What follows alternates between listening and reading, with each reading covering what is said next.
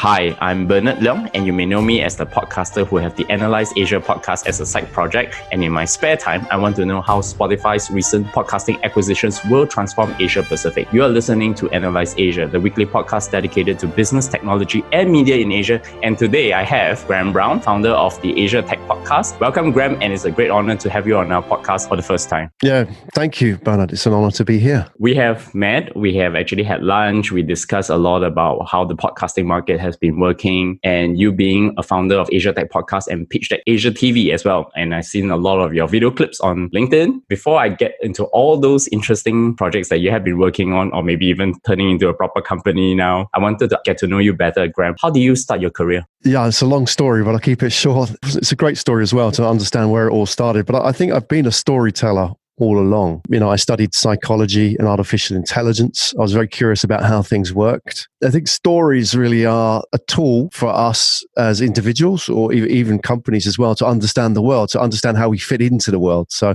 I think as well, if you've lived in many countries and gone to different schools as a kid, then you become very good at telling stories. You tell stories to fit into the world. So that's a skill that I developed early on.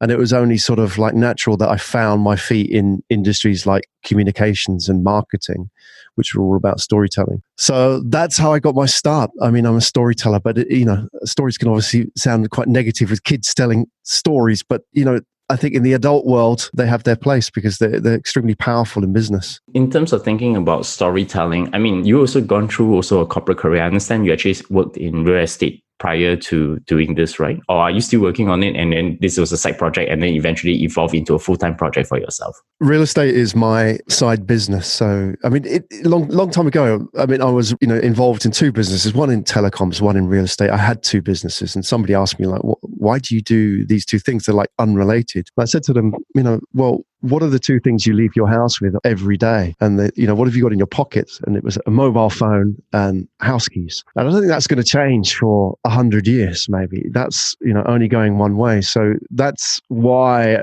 I decided I wanted to be into those industries because, those are industries that are universal. And I think once you're sort of in universal industries, you can sort of see universal patterns of behavior as well. And that really fascinates me again as a storyteller. I actually haven't asked you before. So what brought you from where you are to Asia? I've actually first moved to Asia in 1995, Bernard, which was just when I graduated. At the time, Japan was like a thing. A lot of people graduate now and they go to China, or they go and find themselves in Shanghai, for example.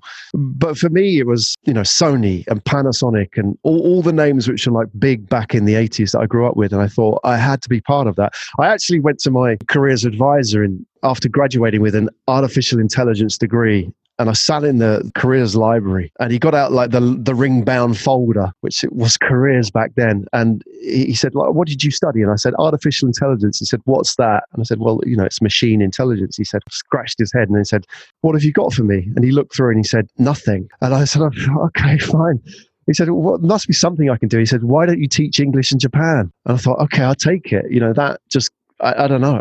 Obviously at the time I thought that was the last resort, but it just opened up a new doorway for me. Obviously, if I graduated with AI now, I'd be master of the universe with Facebook and Google and so on. But it was very different back then. But that's how I got my start. I think it was just that sense of adventure. I wanted to get out there and explore what the world had to offer. Other than Japan, have you been to other countries within Asia before moving to Singapore?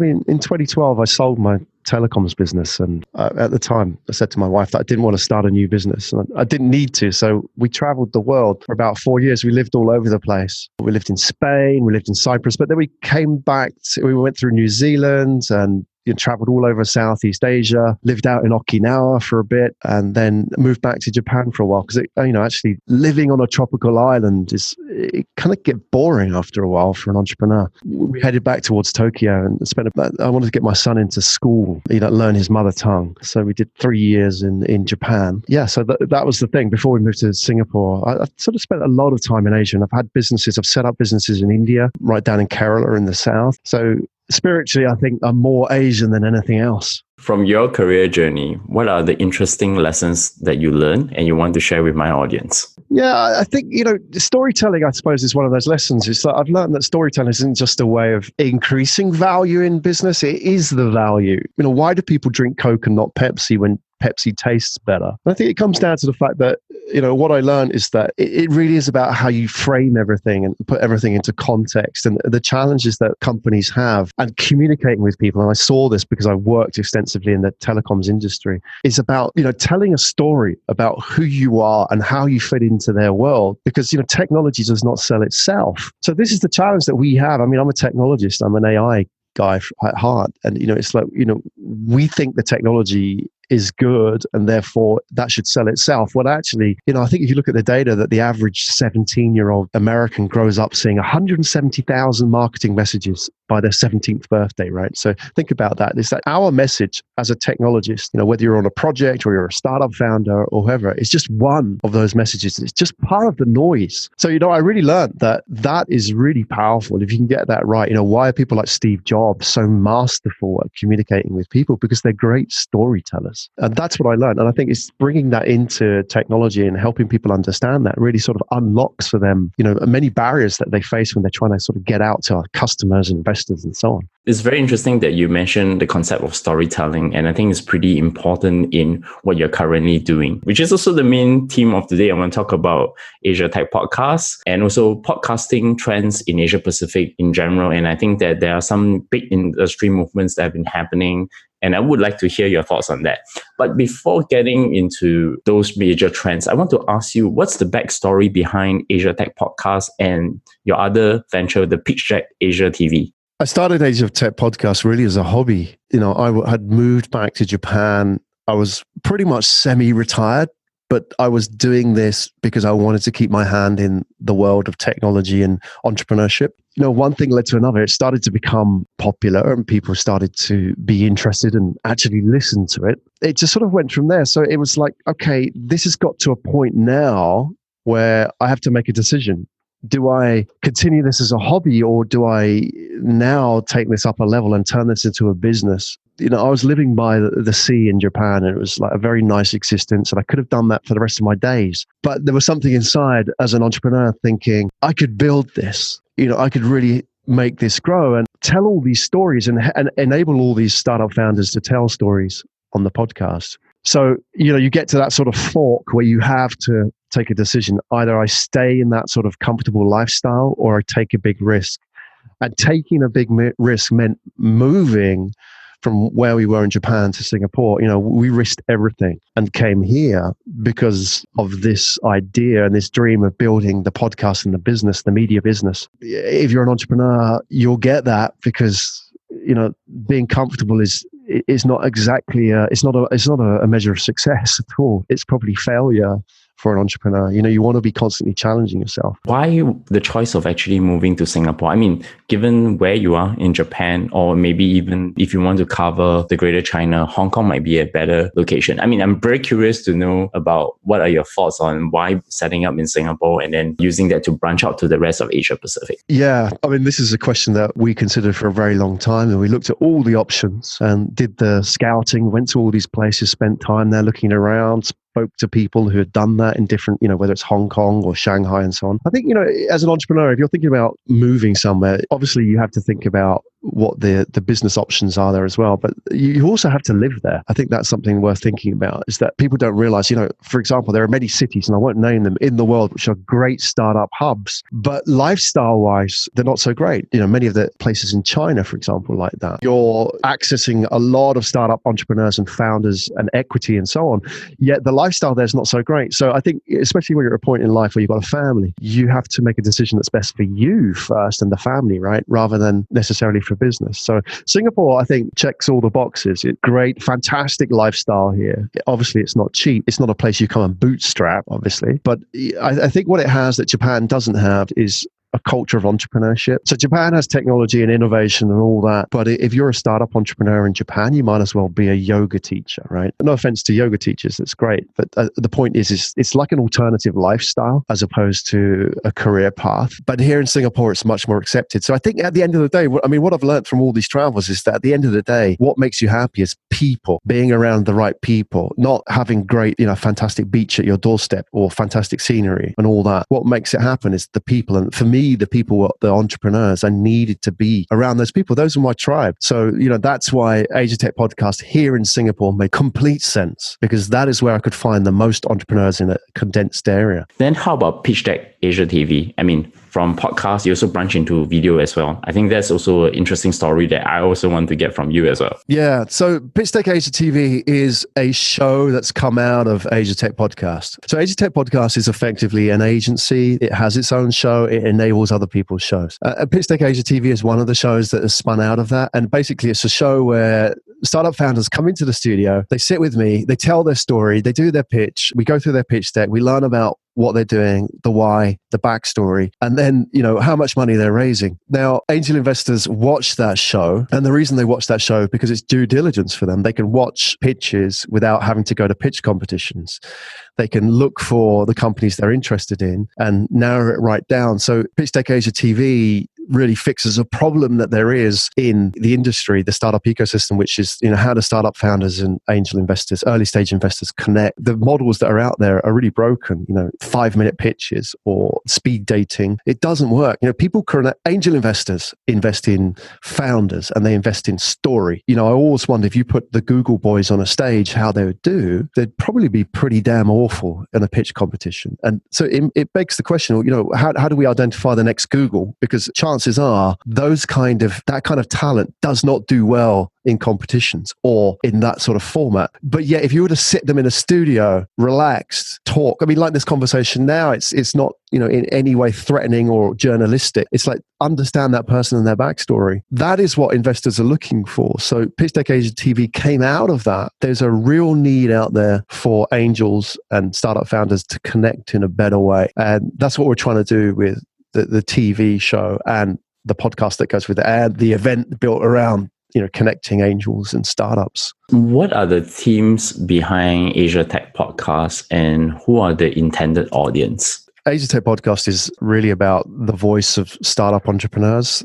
in Asia and the people who are telling stories. The intended audience are founders and investors and ecosystem builders, podcast hosts, anybody in that space, just to get that conversation started. Who's out there? Who's doing interesting stuff? Who's got an interesting story? Who can inspire other people through their stories, whether, they're podcast hosts or they're founders who, every single founder has an interesting story to tell. I don't think necessarily they know it until they actually tell it or recall it to somebody like me. So I want to get those stories out because, there are 4.5 billion people here in Asia. There's 30 million startups. Just think about that in the context. How many amazing stories there are out there? And, I wanted to create a platform for that. That's who comes on the show and that's who the audience is.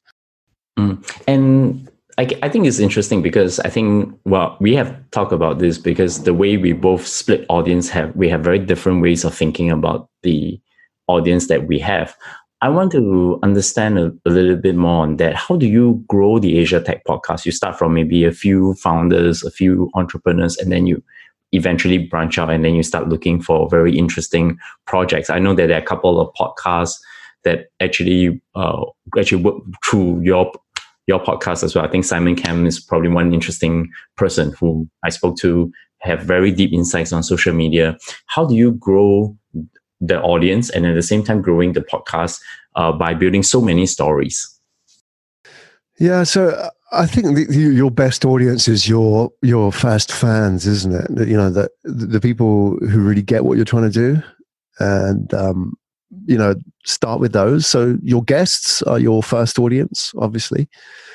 If you want to build an audience by attrition, if you like, it's keep inviting guests on the show because every single one that should listen to your show, and in theory, and they should also recommend it to other people. So I think that's the way to do it, organically through people.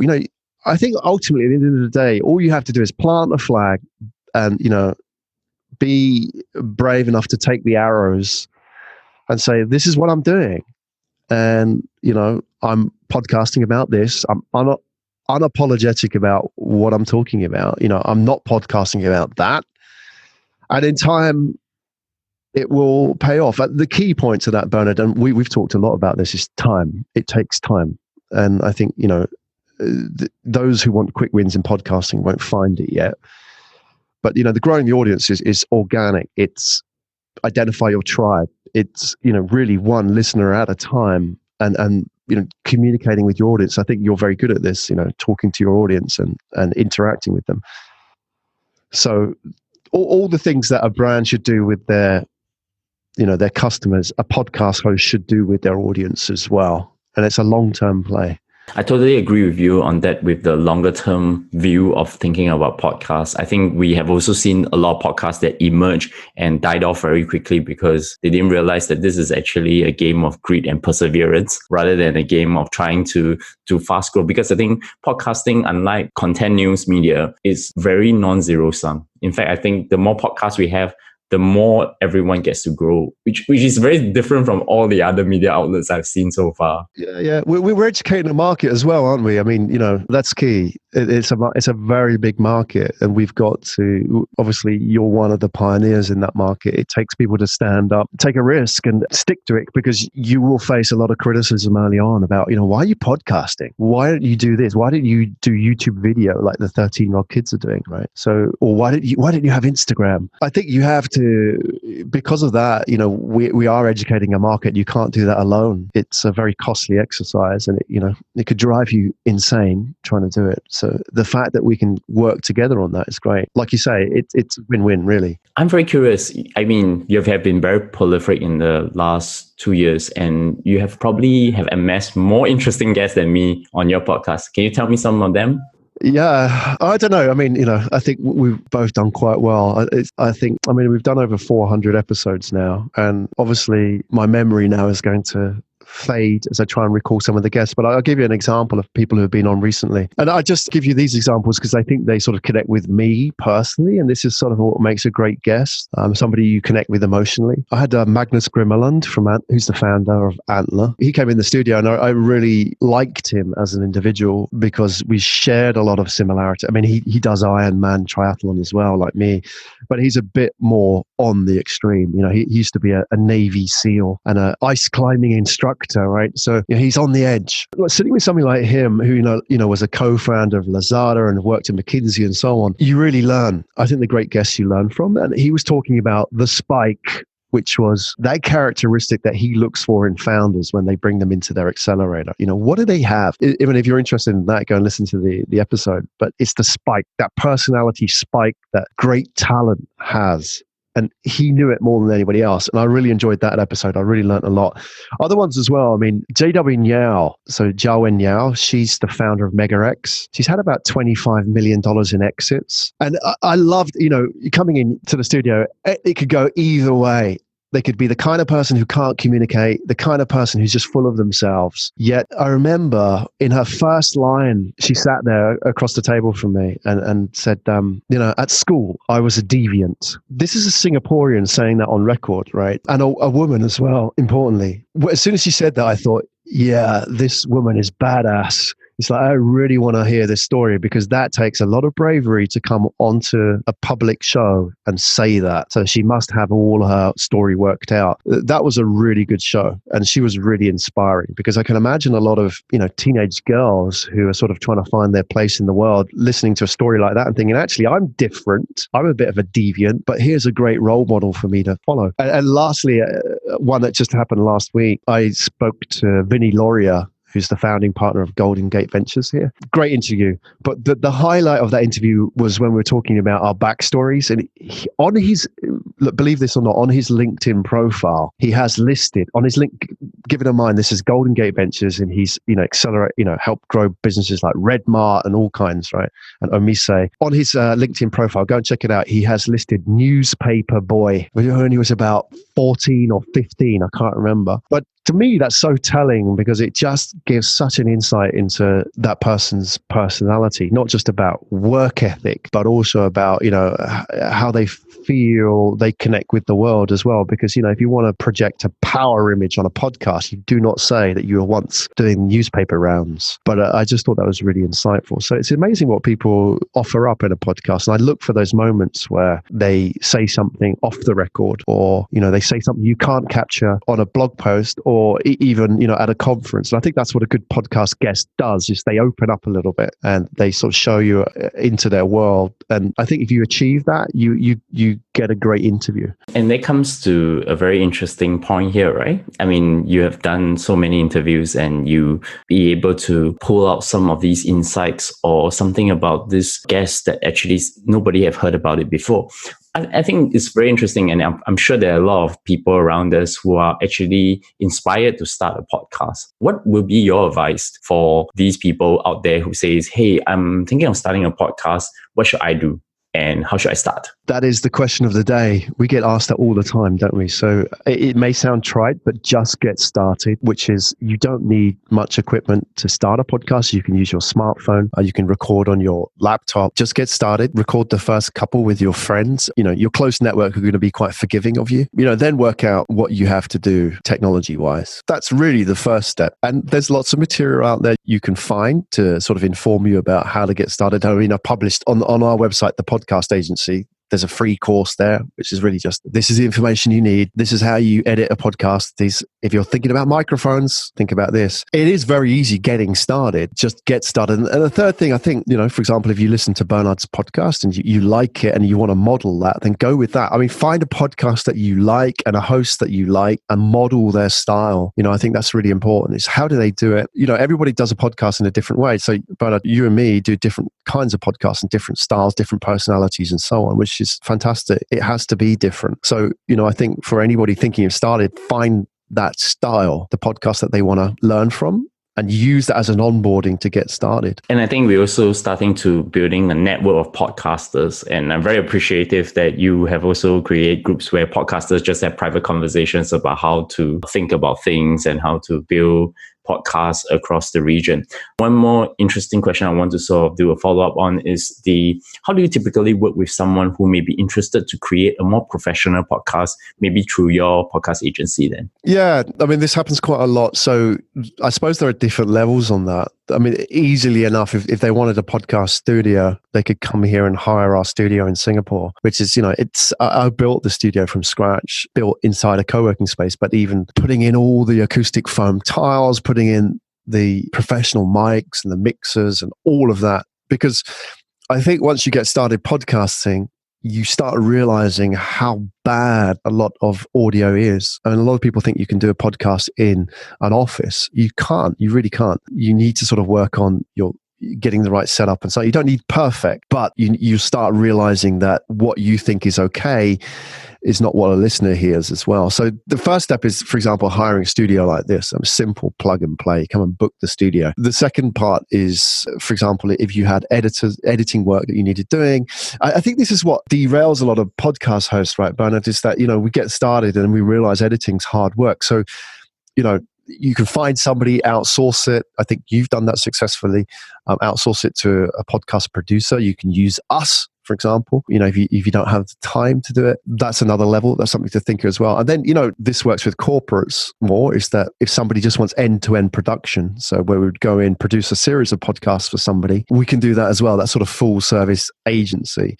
So that's all the agency side. The other sort of side, which we're experimenting with, which is really a side project, is the accelerator, which is where we take, somebody comes with an idea and almost like a startup says, I want to build this show or this podcast. And we'll say, okay, we'll look at it. We'll look at the business proposition and say, okay, we'll back this. Really take them from idea to show and help them with monetizing it, producing it, using our studio and so on. That's the podcast accelerator, where we take an idea, turn it into a business, media business, if you like.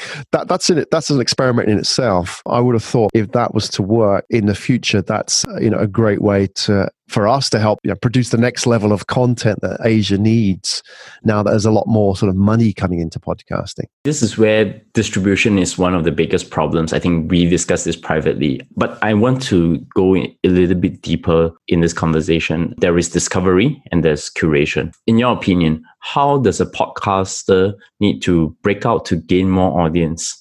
Yeah, obviously the easiest, most available way is to hustle. It's like writing a book.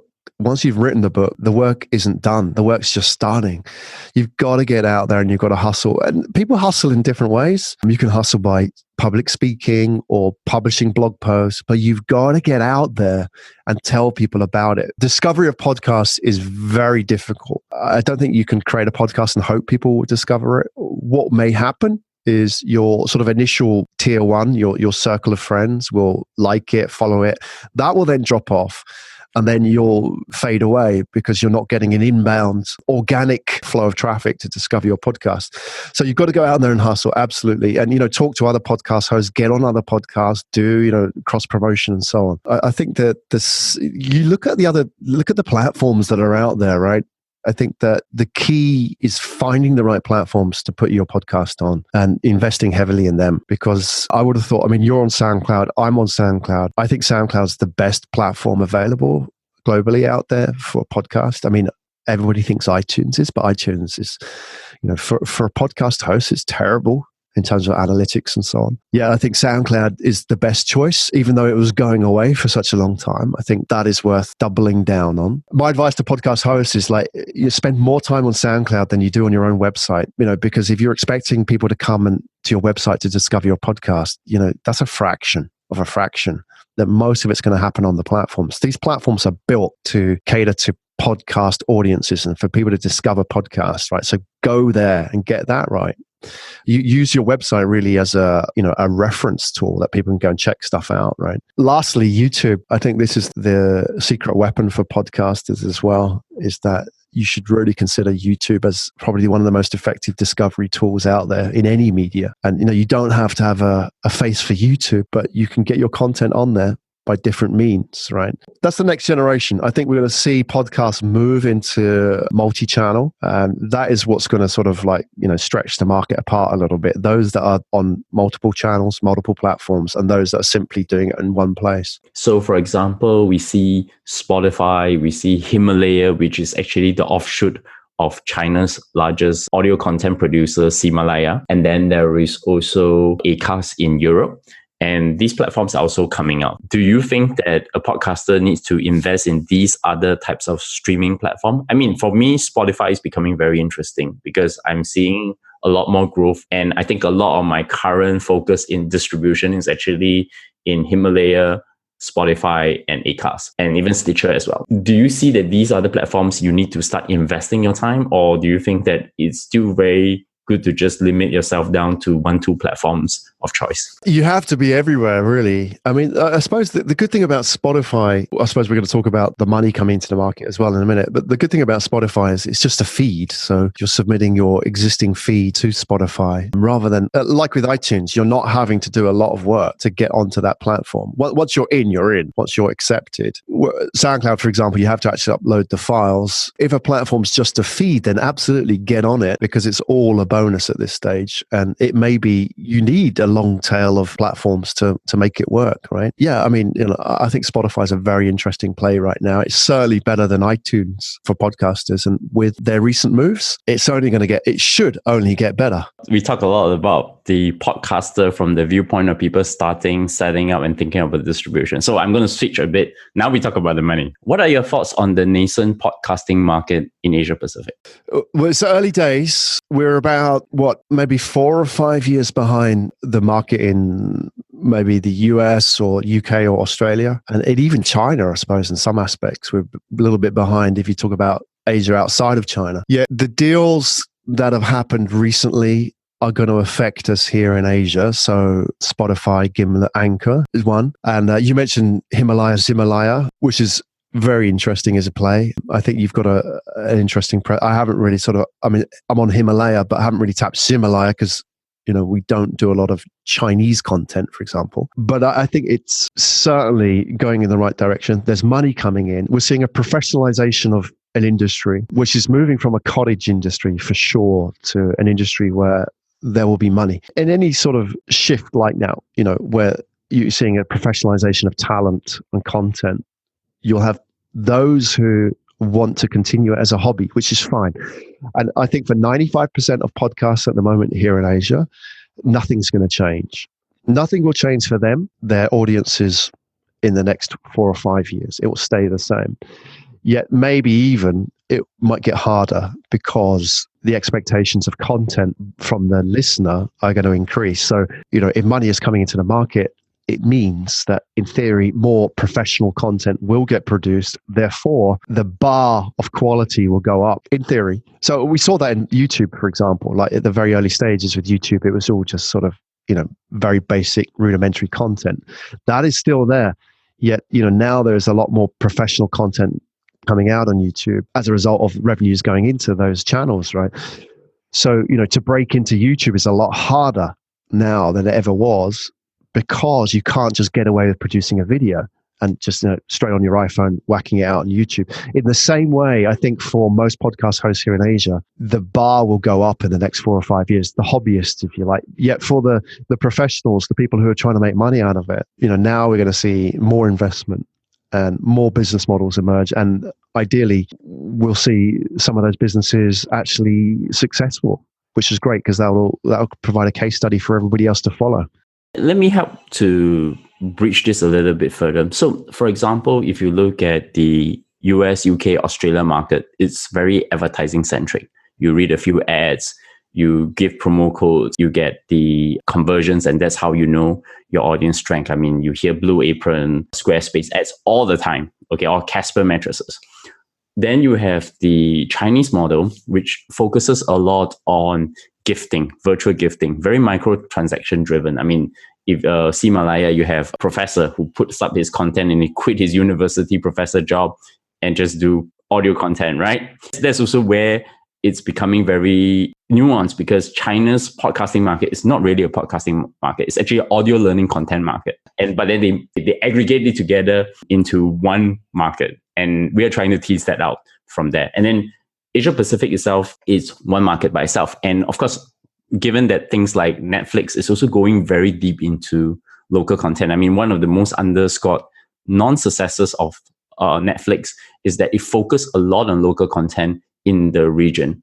And that never shows up in their analyst calls or discussions. But this is where I want to ask you, do you think that the business model for Asia Pacific will go more US, UK, Australia type? Or is there a play for the Chinese style where you get virtual gifting, microtransaction through fans, through building audience? It's a great question, Bernard. The microtransaction model, you can see how successful that is in China because of, the culture of gifting and red packets and all that sort of red envelopes and all that stuff. Yet that doesn't really sort of exist outside of the Chinese community in Asia Pacific. And we haven't really seen that work in other areas, in e-commerce, for example. The advertising model obviously lends itself very well to Google, Facebook, and all the others. And so that therefore means is that, if those platforms were to support podcasting here in Asia, that would obviously support an advertising-based model in Asia as well. Right now, we don't know. I think it will only be, for example, determined by whichever platform decides to double down on Asia Pacific first. And right now, nobody has. Spotify, I think, are probably the most likely candidate because, 340 million in their deal, they still have 160 million left for podcast acquisitions. And that goes a long way in some places in Asia, right? So if Spotify were to come in, what kind of model would they support? Right now, the only kind of model they would propagate would be an advertising-based model because there's nothing else built into the platform, right? The interesting, untalked about model is where podcasting itself is not the business. And I think that is interesting because it's how do you use podcasting to upsell other services? So, for example, I see podcasters have a show to upsell recruitment services, or they have a show to upsell their consultancy or even speaking gigs. In that case, as a B2B market, that makes complete sense. So there's a model there which isn't really specced out, because obviously we're very aware of the consumer market in podcasting, but on the B2B market, I think that is interesting. And that is certainly, it's happening right now, right here in Asia. People are making that work. That is a model that I think people should consider as well. So what are the key verticals and markets that are currently of interest in podcasting for this region then? So, but that's not the real world, right? The real world is the other 95% verticals and markets out there that we don't talk about. Yeah, there is a lot of obviously B2B tech podcasts here in Asia, because they generally tends to be people who have exposure to other markets in business, pay attention to what's going on in the US or China or whatever, and they sort of take that from their business days and employ it in a podcast. Yet there is some consumer content here in Asia as well. So, I mean, I think about the really interesting vertical right now for podcasts. I mean, even going beyond the vertical, is that how verticals use podcasting as internal communication tools. I think that's interesting, is that where a MNC or, a CPG brand, for example, uses podcasting to communicate with their ecosystem, because now large corporations talk about themselves in ecosystems, them and their technology partners and the startup innovation partners and even the customers, they're all part of this ecosystem. And yet the problem that they have is, how do they communicate with all of these parts, these moving parts, and how do they bring this all together? What is the consistency with all of this and the glue that brings them together? What I'm seeing now is brands use podcasts to do exactly that, not to, for example, if you were a Unilever, not to then go out and communicate with all your potential customers about a soap powder or whatever it may be. It's internally to use a podcast to galvanize innovation and projects and plant that flag and create internal tribes, much in the same way in the old days people had newsletters and sort of water coolers and so on. So I think that is really interesting. It sort of cuts the other way, the horizontal through the vertical, if you like. It's that is where I see really interesting developments. And I think, the next few years we'll see a lot more of that. Brands who really get it, using a podcast to talk to their own people rather than try and get customers, because that is possibly the most effective way of internal communication. That's a very interesting food for thought. Where I'm going to ask you now is, we have that private conversations with all the other podcasters. There is the recent acquisition of Gimlet and Anchor by Spotify. And then there is also the investment of Himalaya to build out Himalaya, which is the English version for a Chinese podcasting giant for the rest of the markets. What do you think these news have in terms of impact to the podcasting market across Asia Pacific? I mean, if you're in the market as somebody who sees this as a business or impacts your business, it's good news, because it takes those kind of deals to de-risk it for people upstream who may be potential investors, and investors will invest in content effectively at some point, content producers and platforms here in Asia. So I think it's good news. It will make it, for example, if you are a podcast related business and you're trying to raise funds, it's certainly going to now make it easier. Now you have comparables for your pitch deck, right? So that's going to help things. It certainly helps any podcaster trying to get through to people who don't get it. That's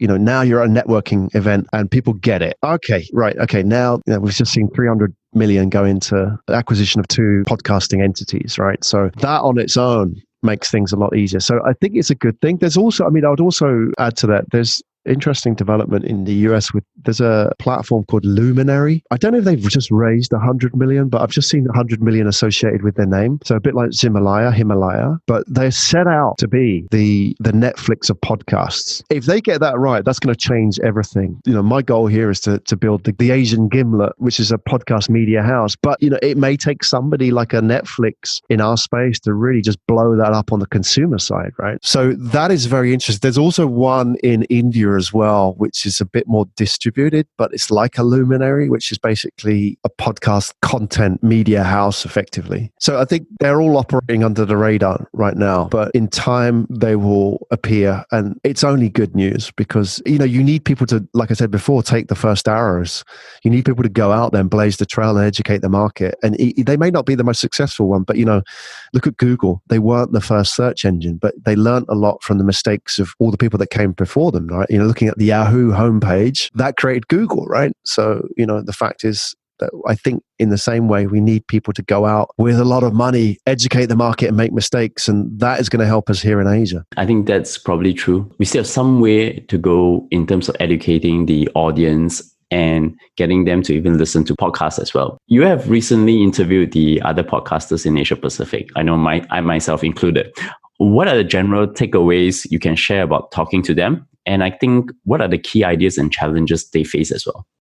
Yeah, that was a great experience. I mean, I spoke to 18 podcast hosts, yourself included. It was a fantastic walk through the different worlds of podcasters and the different models as well. You know, it's really inspiring that everybody, I think, had a unique take on why they were podcasting, which is great. You know, they were all passionate about it. And everybody is trying different models as well, a different take on how podcasts could be, which I thought was, you know, there isn't sort of one model for a podcast. And even that down to the actually how you do the podcast yourself, because you know, you use a different platform. You use Zoom. I would use Skype. Some people do it face to face. Some people have a studio. Some people would use, you know, like one-to-one. Some people would be like 1-3 guests, and even all the content. Everything was different, Bernard. And I thought that was awesome. Is that there were so many options. Obviously, they're not all going to work, but we need to have a choice and know what's possible. So I think the key takeaway is if you're thinking of starting a podcast, find out what other people are doing, find out what works, you know, rather than try and reinvent it yourself. Here are 18 people. I mean, it's on our website, ATP. So, you know, it's like here are 18 podcast hosts. If you want to go and see all the different options available, go and listen to them, right? I think the key is not to sort of try and be like all of them, but find the one who sort of really sounds like what you want to do and sort of learn from their mistakes. And in terms of ideas and challenges they face, do you get an insight from all 18 of us? What are the things that we really look out for, and what are the things that we are willing to sacrifice if we do not have a choice? You know, we all face this challenge of podcasting. Podcasting is like spinning plates, isn't it? It's like, you know, you're spinning one plate, which is like, okay, I'm doing the podcast and I'm editing it, and then there's another plate which is I've got to produce it, and then I've got to publish it, and then I've got to find another guest. And only when you start podcasting do you realize how difficult it really is. It looks quite easy because it looks like, you know, Bernard and Graham are having a conversation. How difficult is that? Yeah, there's a lot behind the scenes which you don't see. I think it's the process, and that is really what derails a lot of podcasters. So to go back to the 18 podcast hosts, I think what all of them face is the challenge of process, because we talked about this, Bernard. It's like there's that sort of valley of death, the podcast hump. It's like, you know, I think most people can do 6 podcasts, but then, you know, the motivation, the novelty wears out. You start sort of running out of guests. The sort of the initial likes and shares on Facebook or LinkedIn disappear. And then you're sort of left thinking, right, I'm now sort of facing the reality of what I need to do here. I need to grind this out. And I think most podcasters fail at that point because they don't have a good process, because they then are staring at an inbox of 3 or 4 episodes that need producing. And that can be really demotivating. So good process is really important. Thankfully, there are tools out there, and more tools are getting developed to help us podcasters. So I think people are listening to our pain, if you like, as podcasters and doing something about it. I mean, there's a lot of good automation software out there that you can use. There are great editing tools coming out now, which really reduce the editing time. I mean, like, for example, Ophonic with like AU Phonic, I think is an amazing tool for editing. Zencastr is one. I haven't used it myself, but I think it was Daniel Song used Zencastr from the VC cast. Forgive me if I'm right, or it might have been Jason Choi. I can't remember. I interviewed. They use Zencastr, which is sort of, you know, like live podcasting with editing on the fly. And that sounds pretty awesome. So it's Zencastr without the last E. All of that's here. I think we're sort of, again, it's the sort of professionalization of a cottage industry, is that, you know, we've had some very rudimentary tools until now. And you know, it's taken to sheer stubbornness, like on the behalf of people like you and me, to get through to the hundreds of episodes, right? But for most people, that's going to be quite hard. So it's getting easier. Yet I think people still need to realize actually podcasting is very difficult behind the scenes, and you've got to get that right. You've got to get a process in place. That is, I think, the key gotcha for most podcast hosts. Is that's where they fall apart.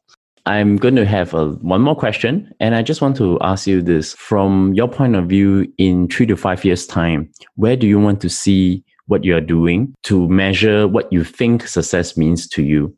I mean, for Asia Tech Podcasts and for Pitch Deck Asia TV, what do you see the end point in 3 to 5 years' time? What do you want to achieve by then? Yeah, I mean, if I could hear a podcast host who's successful say, "Yep, you know, I'm up and running. I'm successful, and I'm really doing what I'm passionate about, and this is all because of Asia Tech Podcast or Pitch Deck Asia, I think, yeah, that's job done. If I can enable those people to do that, I think that would be a great measure of success. You know, I went into this telling people I want to build the MTV of the startup ecosystem. You know, MTV came into the music industry in the 80s and it just blew it up. It democratized music for a whole generation. You know, unless you were white or you knew the radio DJ, the chances of getting airplay were very slim for a lot of artists, a lot of talent. But then, you know, along came MTV with cheap Betamax. You know, Betamax changed everything, or, you know, that video generation changed everything. And we're seeing that cheap technology, democratized technology, now in the hands of normal people who can create shows. We can create can you imagine that? I can create a TV show here with that a CNN would spend millions on trying to produce, right? I mean, the production values are different, but the point is that I can get in the game as well. I can create a radio show. I can create a podcast. Like MTV, I think if we can enable those voices and give them a voice and then them to make change within their networks and their ecosystem, I think that would be truly awesome. That's what I want to do. I want to give a voice to all those people. The only way we can do that is to give them the tools to do that, because, you know, I suppose you get to a point in your career where you start thinking about, you know, what am I doing? How do I make a real impact? And there's just one of me, yet, you know, I can't go and create, you know, for example, if I wanted to create positive social impact, there's just one of me. Yet if I could empower somebody to start a podcast about that and them to then go and influence 100 people, that would be truly amazing. And that is what I want to build. So in 3 to 5 years' time, I'm hoping I've progressed down that road. Who knows what direction it would take? But, you know, the destination is very much set. The actual journey towards that destination is going to go, it's not going to go in a straight line. I think if you surround yourself with good people along the journey, it will be a great adventure. And I think this is the perfect time to have a stop here. But of course, this conversation will not end, because I'm probably going to ask you to come back on the show sometime in the future. So in closing, I would like to ask you 2 questions. My first question is, can you recommend book, movie, podcast, or something that have made an impact to your work and personal life recently? Well, let me recommend a podcast because we're on topic. I think Joe Rogan inspired me to do this because in the face of criticism, I think he demonstrated that there is an audience, a huge audience for long form audio, you know, and his shows, even on YouTube, he'll get like 3 million views. And it's just 2 guys talking. And that really inspired me, because I think even on his show, Joe Rogan, he said, somebody asked him, he said, Joe, like, you know, what's your show about? And he said, well, it's like a conversation. It's a 3-hour conversation. And his friend said to him, Joe, people don't have 3-hour conversations anymore. And he said, yeah, that's why I'm doing it. I think that was, for me, that was the moment that inspired me. It's like creating that campfire moment. And, you know, I understood I think how Joe Rogan's podcast inspired me is that, I mean, I don't like all of his guests for sure. It's a real hit or miss. But the format itself inspired me to understand that podcasting is not about interviews. It's about, well, for me at least, it's about creating the conversations that are missing in our day-to-day lives. You know, there was a time when we sat around and we talked before the mobile phones. And I'm sorry, because, you know, my role for 12 years in the telecoms industry was helping mobile companies understand young people and selling phones to teenagers, right? So, but that generation has grown up not having conversations. What I saw when Joe Rogan was successful in his podcast is that the vindication of that is it's the conversations that are missing. And that's only going to get worse, right? More and more of our lives become digitized, yet we're pushing back on the analog side, which is podcasting. It's the human conversation. That really inspired me. It showed me there is still a real sort of inside us, a yearning for that human story. Yeah, I mean, if anybody hasn't watched Joe Rogan's podcast, go and have a look at it, because it will challenge you to think about what podcasts can be or can't be. And you may decide that you don't like it, which is fine. It's a successful model, and it says something about what people are looking for right now. And I agree with you. I've listened to a couple of episodes of the show with Jack Dorsey and Elon Musk, and that's where Elon Musk smoked pot in front of everybody. But that conversation itself, the pot smoking, was really not the most important thing. Exactly. What was most important in the conversation was all the technology conversations about building rockets, which I don't think people really appreciated. Yeah. And you listened to that podcast. I mean, the one everybody talked about, that obvious incident, but I watched that and listened to it with Elon Musk, and actually I thought he did a really good job of helping Elon Musk tell a story. Elon Musk is not a very good storyteller. He's a little bit inarticulate, but when he gets it right, he's amazing. And I watched that and I thought, wow, I really get this guy. I really get what he's trying to do. That was just a great piece of, obviously, entertainment part, but in terms of conversation, I thought it was amazing. I enjoyed listening to that whole conversation. I think I actually listened to it twice, which makes it about 4 hours for that conversation. It will probably be really interesting to think about some of those discussions or storytelling I think you mentioned, which is very important to you. So my last question to you, how do my audience find you? Yeah, so I'm at Asia Tech Podcast website, which is atp.show. Simple enough. And I mean, if you're a startup raising funds, then go to pitchdeck.asia. My apologies. atp.show for the podcast. And if you're raising funds as a startup, go to pitchdeck.asia. And I'll put the links up for you as well. How do they find you in terms of social media, like your Twitter account? I think you're quite prolific in Twitter.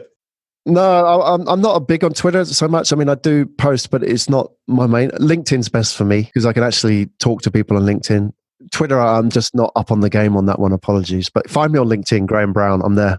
You can find me at Bernard Leong. Just Google me. And you can find us on iTunes, Stitcher, Acast, Himalaya, Spotify. And of course, in any case, drop me your feedback in comments, 5 stars on iTunes or a star on Overcast and Pocket Cast. And in any way possible, Graham, it's a pleasure to actually have you on the show. And I think you've been doing good work to promote podcasting across the region. So I wish you all the best. And I hope that you can continue this journey of storytelling with the rest of Asia. Bernard, thank you so much for the opportunity to chat with you. Really enjoyed it and love what you're doing as well. Obviously, credit is due to you as well for being one of the grandfathers of the podcasting scene here in Asia. So keep it up as well.